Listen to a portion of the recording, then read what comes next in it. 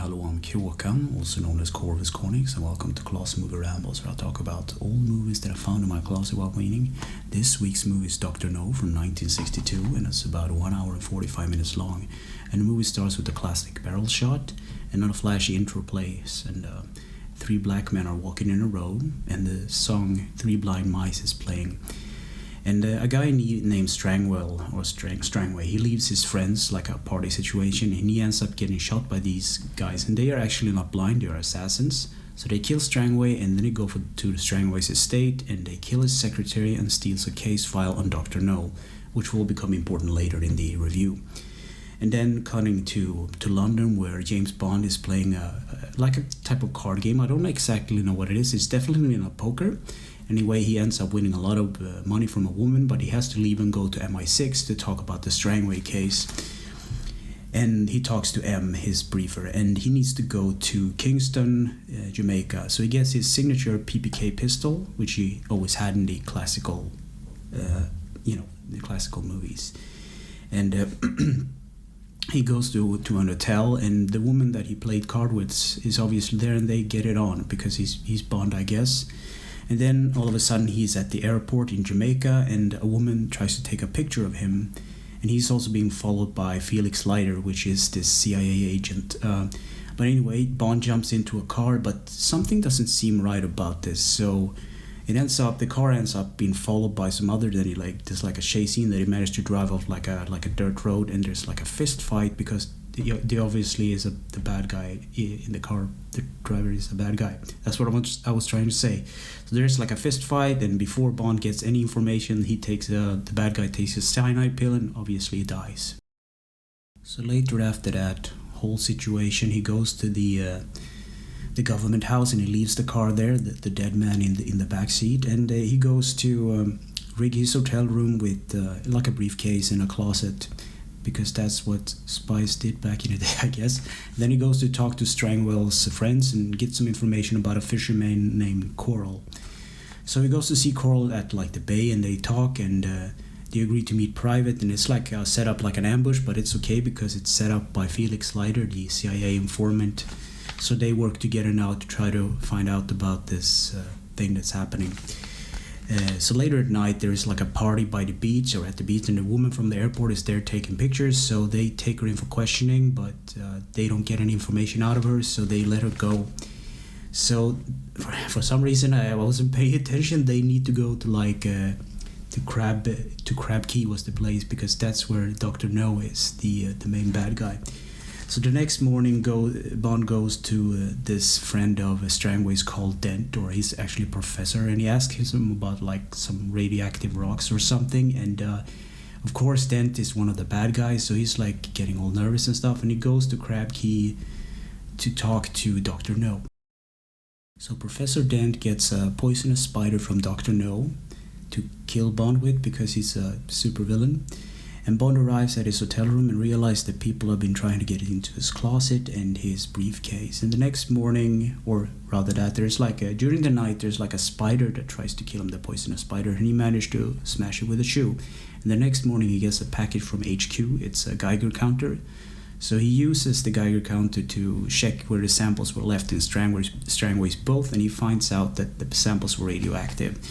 And then for some reason because he's a pig, he goes on a date with Dent's secretary, and of course she's a baddie, so she gives him direction to where she lives, and he gets chased by the bad guys in like cars and stuff, and the bad guys tumble off a cliff, and there's like a big explosion, and he arrives to the secretary's nice penthouse, and she's surprised to see him, and she's just in a bathrobe. So she's trying to buy some time, so she can also call for more like backup and stuff, and Bond does the same. So there's like they're doing it and try to buy each other time, and lucky for Bond, his backup arrives first, and they take the woman off her back, and he just sits there and waits for the bad guy to arrive, basically. So sometime later, Dr. Dent or Professor Dent arrives, because Dr. No held him personally responsible for Bond's death. He tries to kill Bond, but Bond kills him first. So at night, Bond and Coral decides to go to Crab Key, Dr. No's island, And James wakes up in the morning by a beautiful woman singing. She's collecting seashells, and she's called Honey. And then Coral arrives some time later and tells them to take cover because it's like a patrol boat. The patrol boat kind of fires at the beach, and then they leave. So they move like into the island, Bond and Honey and Coral, and the patrol kind of follows them and they evade them basically. So there's some like a brief little pause with Coral, and Honey talks about a dragon, but we find out in the next scene or something like that it's not a dragon, it's actually a tank with like a flamethrower, and Coral gets killed by the tank, and Bond and Honey gets captured by Dr. No's forces and taken to his base, and where they actually are scrubbed down because now they're radioactive. So they get cleaned up and they get some new clothes, and they get presented to a room, and they drink some coffee, and because they need to like get some energy, and of course the coffee is drugged, so they pass out. And the next morning, or when they wake up, they are dressed like in nicer clothes and clean up and whatnot, and taken to Dr. No himself. And after some time, Dr. No kind of says like to Honey to take her out of here basically, and he tells Bond basically about their little evil club called Spectre. So Dr. No is not exactly pleased with Bond because he actually kind of wanted Bond to join Spectre for some reason, but since he's not cooperating, Bond gets beaten up and thrown into a cell.